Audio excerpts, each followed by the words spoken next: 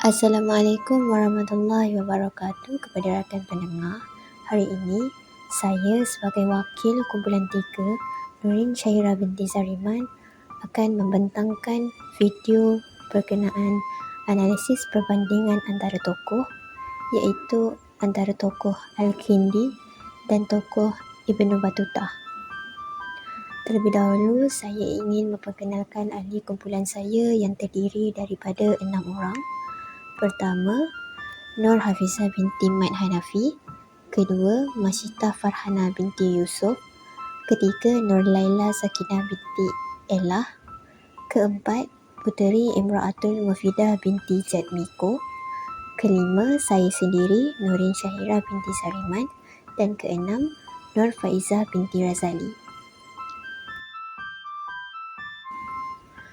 Mari kita lihat sedikit pengenalan tentang tokoh.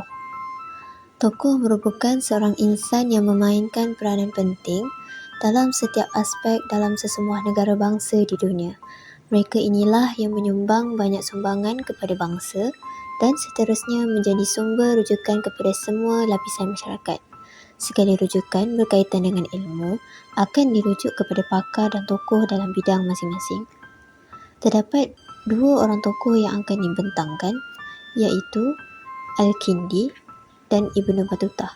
Kedua-dua mereka ini merupakan tokoh Islam yang hebat dalam dunia Islam. Seterusnya, kita akan lihat dan dengar mengenai latar belakang kedua-dua orang tokoh. Saya akan memberi penerangan sedikit sebanyak berkaitan dengan latar belakang Al-Kindi. Al-Kindi mempunyai nama sebenar iaitu Abu Yusuf Yaqub, Ibnu Ishaq, Ibnu Sobah, Ibnu Imran, Ibnu Muhammad, Ibnu Al-Shad, Ibnu Qais Al-Kindi. Seperti yang tertulis dalam sejarah peradaban dunia, Al-Kindi merupakan salah satu tokoh yang terkemuka, yang mana beliau telah dijadikan sebagai sumber rujukan oleh para ilmuwan, lebih-lebih lagi para ilmuwan dari Eropah. Sehinggalah beliau telah dinobatkan sebagai ahli falsafah yang terpenting dalam sejarah. Al-Kindi telah dilahirkan di Kufah pada tahun 185 Hijrah bersamaan dengan 801 Masihi. Beliau juga merupakan dari keluarga yang berada, iaitu dari keluarga bangsawan. Ayahnya juga pernah memegang jawatan sebagai gubernur di Kufah. Kemudian, ketika beliau berumur 6 tahun, ayahnya meninggal dunia.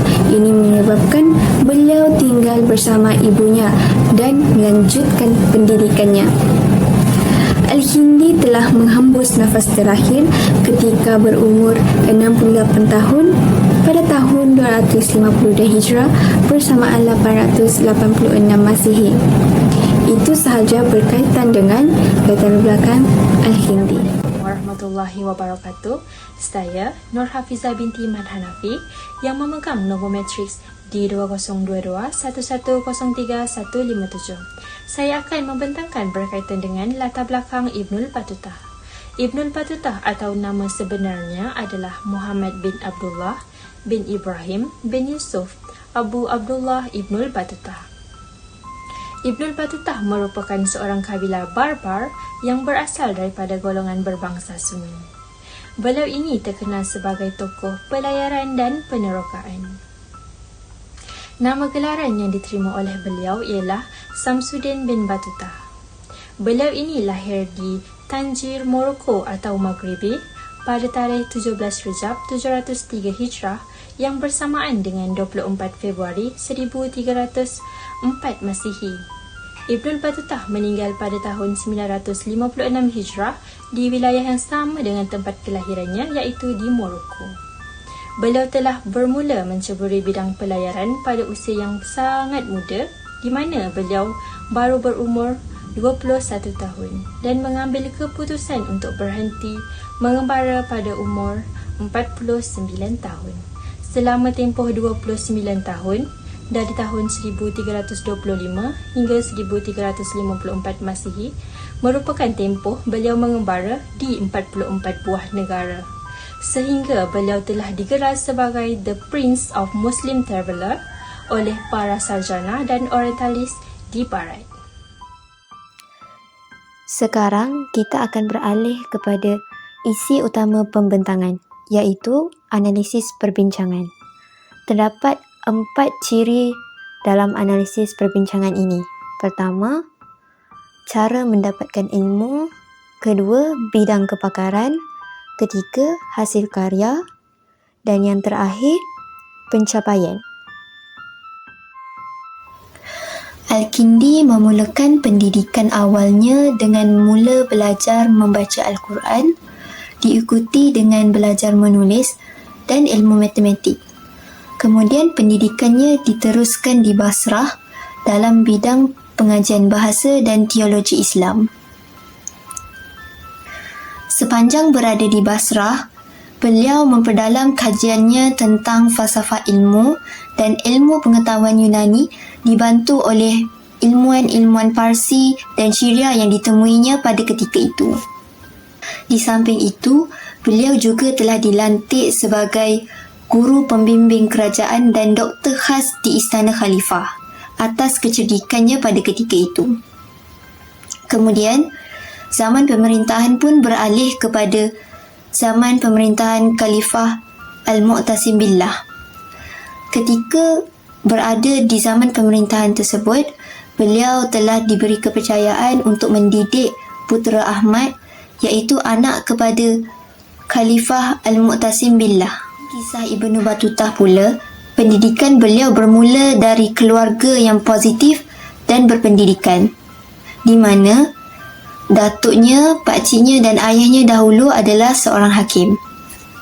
Pendidikan lanjutan pertama beliau bermula apabila beliau memutuskan untuk menunaikan haji ke Mekah dan menetap di sana buat suatu tempoh. Ilmu pengetahuan beliau semakin bertambah apabila beliau sentiasa melaksanakan pendekatan setiap kali tiba di negara jelajah, di mana pendekatan tersebut termasuklah menyelami budaya masyarakat setempat, berpolitik dan melakukan penyebaran agama Islam. Ketika jelajahnya di India, beliau telah dilantik menjadi hakim oleh pemerintah Delhi, iaitu Sultan Muhammad Ibn Tughlaq, dan sepanjang 7 tahun keberadaannya di India, dia sentiasa menambah ilmu pengetahuannya. Dari India, beliau meneruskan penjelajahannya ke Taiwan atas arahan Sultan Muhammad Ibn Tughlaq menjadi diplomatik untuk urusan kerjasama di antara dua negara. Sebelum tiba di Taiwan, beliau sempat singgah di Nusantara, iaitu Kerajaan Samudra Pasai selama 2 minggu. Beliau juga ada membuat pemerhatian dan merekodkan pemerhatiannya di dalam catatannya. Perjalanan terakhir beliau terhenti di Fes, iaitu di Morocco, di mana beliau memutuskan untuk menamatkan perjalanannya yang selama 29 tahun dan memilih untuk menjadi pengajar di sana. Al-Kindi merupakan ilmuwan Islam yang berbangsa Arab yang telah menjadi ahli falsafah pertama dalam sejarah peradaban Islam. Beliau telah menghasilkan beribu-ribu buku yang sehingga kini masih lagi tersimpan sebagai manuskrip di beberapa perpustakaan dunia. Buku-buku yang dihasilkan oleh beliau telah memainkan peranan yang penting dalam proses perbincangan pada abad pertengahan di Eropah dan juga seterusnya bidang kepakaran Ibnu Battutah. Ibnu Battutah merupakan seorang tokoh yang tersohor kerana beliau telah banyak menyumbang dalam perkembangan ilmu sejarah dan juga geografi. Menerusi penulisan kitab Ar-Rihlah, beliau telah memperkenalkan metodologi penulisan sejarah dengan menggunakan kaedah pemerhatian, pengalaman, temu ramah dan sebagainya. Beliau juga telah mencetuskan persepsi yang baharu dalam bidang geografi dan pelayaran menerusi catatan pengembaraan beliau ke beberapa buah negara seperti India, Anatolia, Maldives, Afrika dan lain-lain. Tajuk yang berikut adalah mengenai karya yang telah dihasilkan oleh kedua-dua tokoh, yaitu Al-Kindi dan Ibnu Battutah. Yang pertama ialah tokoh falsafah yang amat terkenal, yaitu Al-Kindi. Beliau telah menghasilkan sebanyak 230 karya, akan tetapi tidak kesemua karya tersebut dijumpai dan hanya sebanyak 50 buah karya sahaja yang telah dijumpai. Hal ini disebabkan oleh serangan yang berlaku ke atas Mongol pada abad ke-13 Masehi yang mana serangan tersebut menjadi punca hilangnya karya-karya beliau. Beliau juga mahir dalam membaca kedudukan bulan dengan cara melihat keadaan air laut yang sentiasa berubah-ubah. Antara karya Al-Kindi yang terkenal ialah Kitab Al-Manazir Al-Falakiyah, Kitab Mahiyatul Falak, Kitab Risalah fi Syukru Al-Kawakib wa Qurubiha bi Al-Handasa, dan lain-lain lagi. Beliau juga merupakan seorang yang aktif dalam kegiatan penterjemahan buku-buku Yunani dan sekaligus melakukan penambahbaikan atas terjemahan. Seterusnya ialah tokoh penjelajahan yang amat terkenal, yaitu Ibnu Battuta. Beliau telah menghasilkan pelbagai karya dalam pelbagai aspek seperti penjelajahan, keagamaan, budaya sesuatu negara, dan adat resam sesuatu masyarakat. Karya beliau yang amat terkenal yaitu Ar-Rila telah dijadikan sebagai sumber rujukan yang amat penting pada zaman pertengahan. Melalui karya tersebut juga terdapat beberapa perkara yang telah beliau catatkan dari aspek ekonomi, politik, sosial, serta kehidupan masyarakat di sebuah negara. Beliau juga menyatakan bahwa terdapat beberapa peristiwa manis dan pahit yang beliau alami sepanjang pengembaraan beliau, seperti menjadi ketua hakim di Delhi, India, bertemu 7 orang raja yang memiliki keistimewaan yang tersendiri, dan beliau juga pernah dirompak dan diculik oleh Lanundi. Seterusnya ialah pencapaian Al-Hindi dan Ibnu Battuta. Saya akan mulakan dengan pencapaian Al-Kindi. Al-Kindi yang merupakan tokoh termasyhur telah mendapat gelaran ensiklopedik bergerak dalam kalangan penulis biografi tempatan dan luar negara kerana pengetahuannya yang sangat luas. Ketokohan beliau juga diakui oleh sarjana barat dan timur serta dimartabatkan sebagai pemikir terulung kerana mampu menulis lebih daripada 260 buah buku dalam berbagai bidang pada usianya yang muda. Selain itu, beliau juga mendapat gelaran ahli falsafah Arab kerana menjadi antara individu terawal dari golongan bangsa Arab yang berkecimpung dalam dunia falsafah, selain mendapat gelaran bapa minyak wangi kerana keberhasilannya dalam mencipta alkohol. Seterusnya ialah pencapaian yang dikecapi oleh Ibnu Battuta.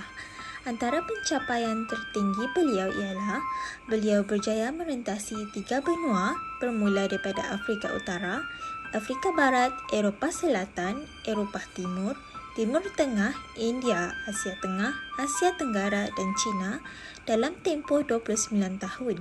Menurut sejarawan barat, jarak perjalanan yang ditempuh oleh Ibnu Battuta ini adalah satu pencapaian yang luar biasa yang mana tidak boleh dicapai oleh orang lain pada ketika itu. Selain itu, karya-karya beliau telah dijadikan sebagai sumber rujukan sejarah dari aspek ilmu pelayaran, keagamaan, budaya serta adat resam. Karya-karya beliau ini juga telah diterjemahkan kepada pelbagai bahasa seperti bahasa Inggeris, Jerman, Belanda dan Perancis. Sebagai contoh, karya beliau yang paling dikenali iaitu Al-Rihlah telah diterjemahkan kepada The Travels of Ibnu Battuta. Sebagai penutup, melalui penulisan ilmiah ini, kita dapat melihat susur galur perjalanan kedua tokoh dalam memperkembangkan ilmu pengetahuan mereka. Kedua, penelitian dan semangat membara adalah faktor utama kedua tokoh tersebut dalam kejayaan mereka mengembangkan ilmu pengetahuan. Dan yang ketiga, sudah tentu memberi kesedaran kepada anak muda seperti kami agar sentiasa menuntut ilmu pengetahuan yang luas. Sekian, terima kasih.